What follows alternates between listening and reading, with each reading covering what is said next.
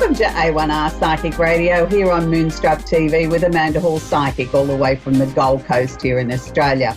I hope you've had an absolutely fantastic new year wherever you are in this globe of ours. For many people, it was an uncomfortable start to the new year, particularly if you live here in Australia, where bushfires are still raging out of control.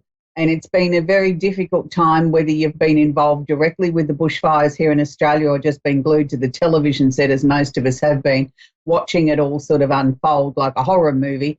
It's been a very difficult time, and we're certainly not out of the woods yet. There's a couple of days of reprieve before the weather sort of pumps up the mercury again and the fire threat becomes even more serious again. We still have over 150 blazes, individual fires, burning throughout Australia, and that's an awful lot of fires to be burning at one time. And to put it into some perspective, we're well and truly exceeding the amount of land that was burnt in California and the Amazon bushfires. If you join them together, Australia has now actually outburnt that amount of land. So that puts it into some sort of perspective.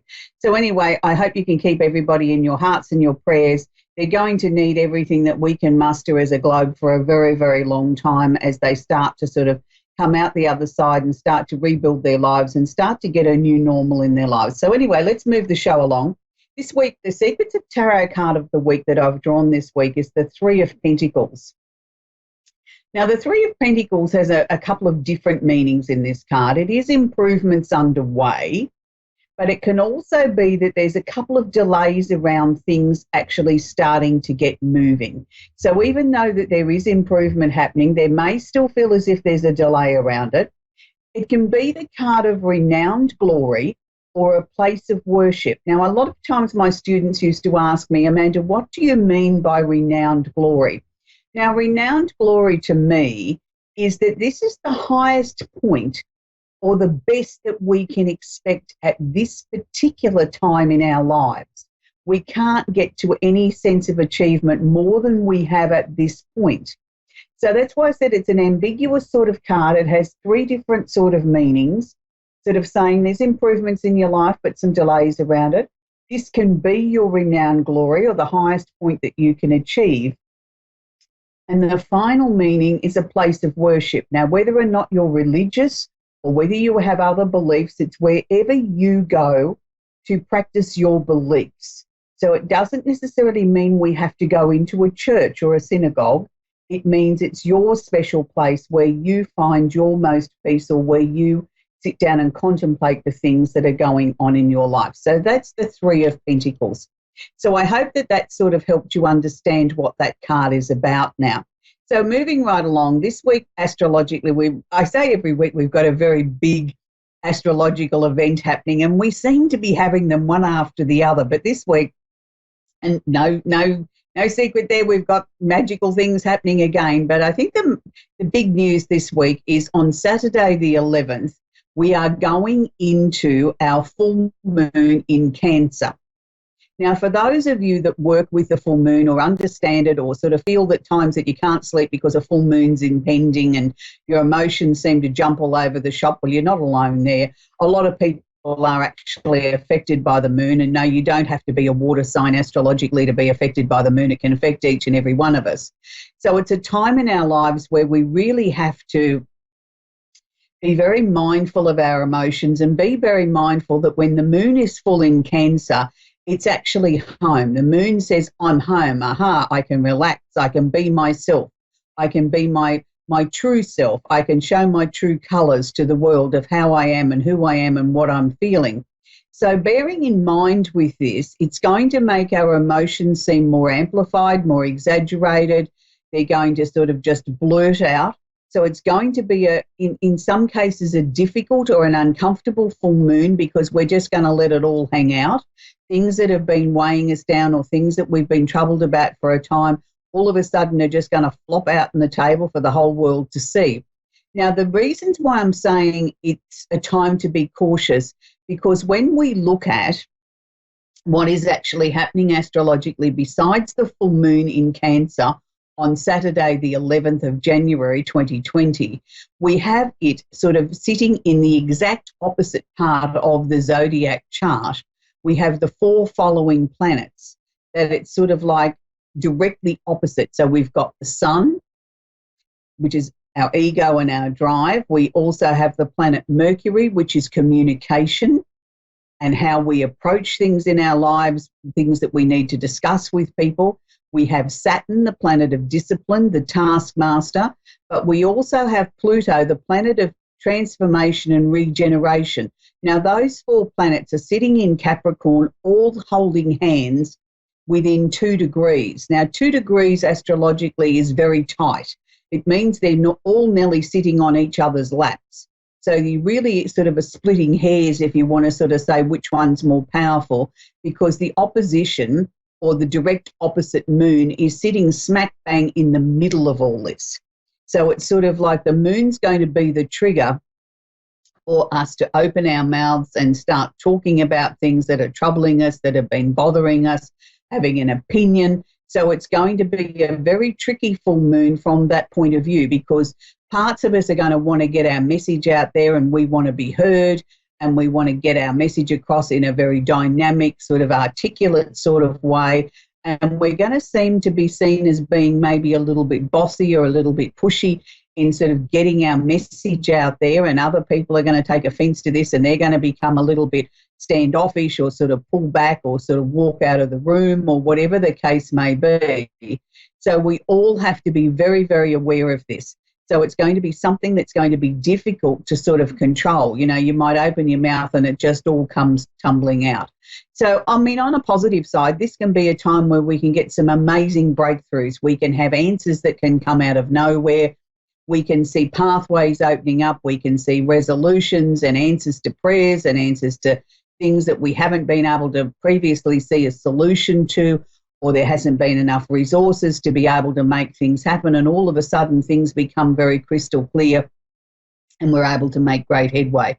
So whatever way the full moon affects you this weekend, just but know that it's for your highest good. It's what is actually meant to happen. Now, I'm not giving you a license to start an argument with somebody. I'm just saying if it happens organically and it happens naturally, then this is the universe's way of clearing the pathway to sort of get you on a good start to 2020.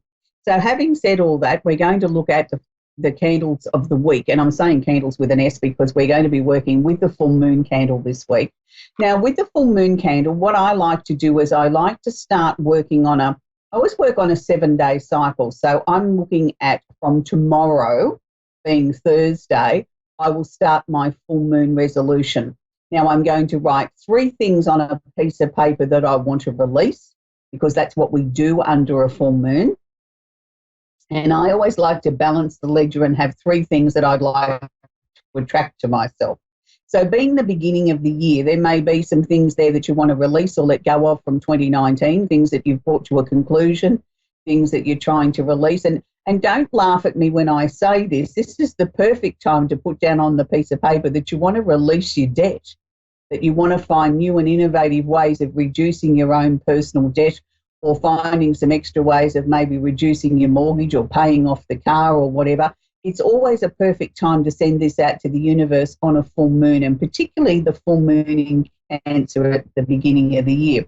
So I like to work with 2 days prior to the full moon, which is starting on the 9th of January. And then I work 2 days prior to the full moon, then 3 days of the full moon, and then 2 days on the descending side of the full moon. So that's the 7-day cycle.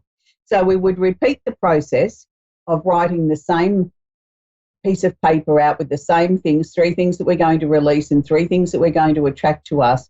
And we would sort of now place each one of these notes under each candle as we go to light it. We'd read it out aloud, place it underneath the candle, putting the candle on a coaster, never putting a candle directly on a surface of furniture. We always put a barrier between us because the glass containers themselves can get hot. The soy wax doesn't get hot, but the glass container can get hot. And that's always safety first with burning a candle. Now, this is the water sign candle. Now, I've picked this one because it represents Cancer. So I will be burning both my candles with an identical list being placed underneath them, reading them out aloud, burning them for a minimum of 15 minutes a day up to 2 hours for 7 days, starting from Thursday, the 9th of January, 2020. So for those of you that mightn't have such a big area and say to me, Amanda, look, I've only got a small space, we can actually make you up an individual gift box where you can choose 3 candles of your choice. This gift box this week, I've picked the full moon candle, the water sign candle, and I've also teamed it up with the Secrets of Tarot candle. You can choose any one from the 28 in our range to make your own individual gift box. So little gift box candles, these little mini candles will burn for approximately 15 hours each, where your larger ones, you'll get up to 100 hours out of them if you look after them. You need to keep the wicks trimmed, and you need to keep your candles out of drafts, out of air conditioners. Please never place a candle underneath an open window, and always be mindful when we have candles burning around little children and pets, because they are a fire hazard. We are working with fire after all. So we're going to take our first caller today, and it's Connie in Owentown in Ontario, Canada. Are you there, Connie? Yes, I am. Do you have a question Hello? I can work with, please? Hello, Connie. Do you have a question I can work with, please, sweetie? Yes, I'm kind of wanting to know what's going to happen with my marriage, and I mean, that'll dictate kind of the rest of my life, so that's what I'm kind of wondering really bad now. Can you repeat the question, sweetie? It was very mumbled. Sorry, I'm looking to find out what's going on with my marriage and where that's headed. Right, okay. All right, do you mind sharing with me your husband's first name, please, Connie? Scott. Okay. All right, it's very, very interesting energy I'm picking up around the marriage, Connie. It's sort of like one part of me says I'm really frustrated and I'm sick of it, and another part of me says, but I'm not prepared to walk away from this, but I'm at sort of loose ends, or I'm running out of ideas of ways to sort of try and stimulate this, to make it fresh, to make it new, to make it exciting again. And I don't know that it's necessarily the marriage itself, Connie, that's become stale. I think it's more the fact that the two people in the marriage have things that they need to sort out for themselves. You know, sometimes when we become stale as an individual, that sort of transpires over into our marriage. It's not that I'm seeing a lot of arguments there. I'm just not seeing a lot of anything. It's sort of like two people wandering aimlessly around, but there's sort of really no emotion, no connection there. And that's what we need to sort of get back. It's sort of like you feel he doesn't understand you or takes enough interest in the things that are important to you, and he probably feels the same sort of thing. And then you think, what on earth am I doing here? What's it all about? I thought we had a great connection. I thought this was going to be for, you know, forever and ever and ever. Look, I don't dispute any of that. But what I feel that we need to be looking to do, Connie, is for you to need to sort of sort out something new for you, something that's going to put the spark back in you, something that's going to make you feel very excited to get out of bed of a day and say, wow, I've got something that I'm really striving towards. And I feel by leading by example like that, I feel that that will sort of reignite the marriage again. I feel it will start to sort of bring things to become more sparkly again. Would it be fair to say that your husband needs to change his job? I'm not working right now, so he's the only breadwinner. But there's not much options around our town where we live. So he likes his job, so he says. I just didn't feel he was particularly happy with his job. No, he doesn't. I think, in my opinion, that he's kind of, there's nowhere for him to grow anymore. He's like, this is the only position, like there's nowhere to grow, and he wants to do different things, and I think he has new interests and stuff like that, and he doesn't like him being home. So you're right about that. Yeah, I would agree with getting that. Him finding something, but what I want, he doesn't approve of. And yeah, but that's because he's frightened, sweetheart. He's frightened that if he sort of goes along with the things that you want to do or bring into your life that you feel very strongly that are going to, you know, give you a sense of satisfaction and put the sparkle back in you, he doesn't understand it. So therefore he's frightened of it. And what happens if this takes you away from him? He's so terrified he's going to lose you. Instead of sort of opening up himself and saying, wow, if that's going to make Connie happy, well, then I'll embrace it, I'll support her, I'll go with it.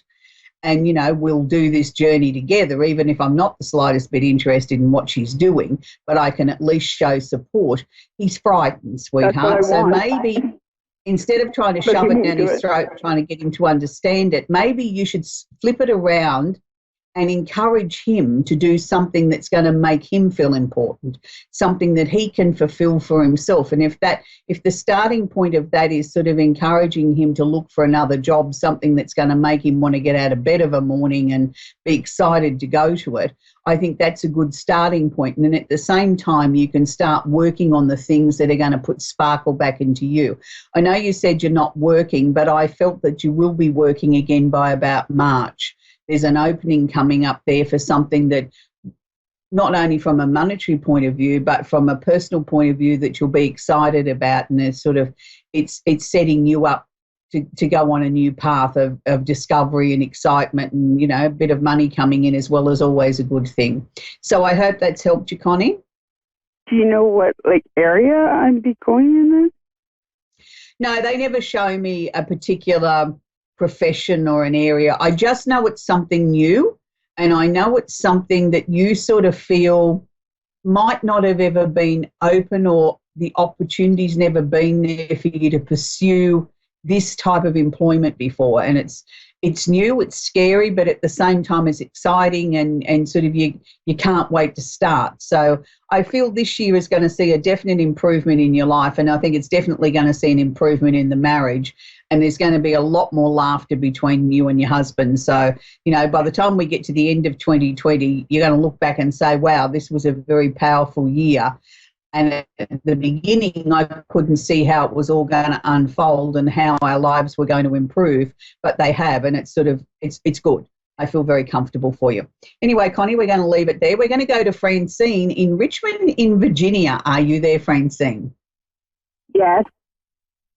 Do you have a question I can work with, sweetie? What about my love life? Okay, so no one special at the moment around you, Francine, that you would like me to look at or take a closer look at? Napoleon. He's 11 years older than me. He's a nurse. Right. Okay, let me tune into his energy. So would it be fair to say, this person of interest to you, that there's been a massive change in their lives in the last 12 months? Like, had there been a serious relationship breakup and a lot of changes and things that they had to sort of sort through and work through? Well, we were talking for a year. Right, but do you know whether there'd been a massive shift in their life just prior to the two of you talking in this last year? Had they been through a relationship breakup? Because I'm still sort of seeing some residue there of them trying to adjust to sort of a whole brand new life.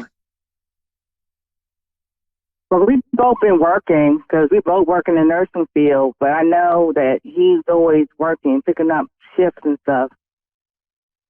But when I met him, he was single. Okay, but I just felt in that 12 months prior to the two of you meeting, I felt he'd come out of a long-term relationship, which left him a little bit battle. Yeah, he did tell me that. One of the reasons why he hasn't been in a hurry to sort of jump straight back into a serious relationship again. He just wanted to keep it sort of lighthearted, some fun. Let's get to know each other. Let's have a few laughs. Let's sort of see where this can go. Francine, I'd love to say that he's going to be the dream relationship and going to be the one that you're going to find the happily ever after with, but I still don't feel he's ready for that. And I just sort of feel in 2020, it's not so much that you feel that you're running out of time, but you sort of think, well, how much more time do I need to invest in this sort of friendship / potential relationship before it starts to blossom? And I feel by middle of the year, I think you're going to meet somebody else with very, very tall, dark-headed person who's going to come into your life, and they're going to sweep you off your feet. And it's like, wow, this is powerful. I wasn't expecting this. They're coming out of nowhere. You're not necessarily going to meet them through work. I think you're going to meet them through someone else in your social circle. And it's like, bingo. This is everything I've been searching for, everything I've been hoping for a very, very long time. And this relationship, this new relationship, will move very fast. They don't have any So emotional baggage. Pardon? So I should let Napoleon go because he's pretty much wasting my time. Yeah, look, I think you're still going to be friends with this guy that you've been talking to at work, but I don't know that you're necessarily looking for another relationship. It's just going to find you. And it's a very powerful sort of connection, and all your dreams are going to come true very, very quickly. But it will be in an unusual situation. You'll be out with friends, somewhere that you don't normally go. And this is the universe's way of sort of moving things along in your life in a very powerful, dynamic direction. And it's good. It's positive. So, how about my finances? Will I get financially stable? Because right now I've been struggling with my finances. Look, I think your finances are going to start to slowly improve. I don't think it's going to happen magically in the first month of this year. I feel from about April onwards, it's like there's an opportunity there to sort of stabilise this. So I'm not sure whether that means that there's a new job or whether it means there's just more regular, consistent hours that you know then this is what I've got coming in from month to month, and you can start to budget better and start to sort of bring yourself out of, you know, a little bit of a financial pickle there that you've been in and out of for a while. And it's sort of been because there hasn't been enough consistency with the income that's coming in to cover all your expenses, but that certainly seems to be improving this year. And Francine, I feel that this is your year. You know, love's going to find you and your finances are going to sort out, and you're going to really sort of be very thankful that your wishes are starting to come true. So that's where we're going to leave it with Francine.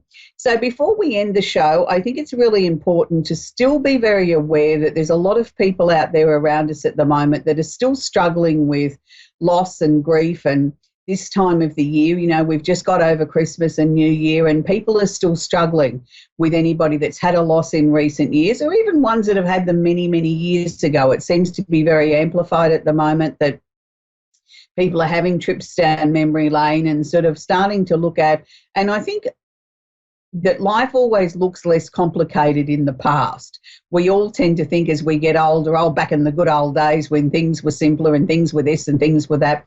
I think as time goes by, I think our memory sort of becomes more selective, and we only tend to sort of focus on the things that we think were good about those times. We tend to sort of push to one side or push to the back of our mind the things that weren't so good about a particular time in our lives because we don't wish to relive them all the time. And it's not necessarily things were less complicated or simpler back in the good old days. I think it's just our selective memory of what we choose to remember.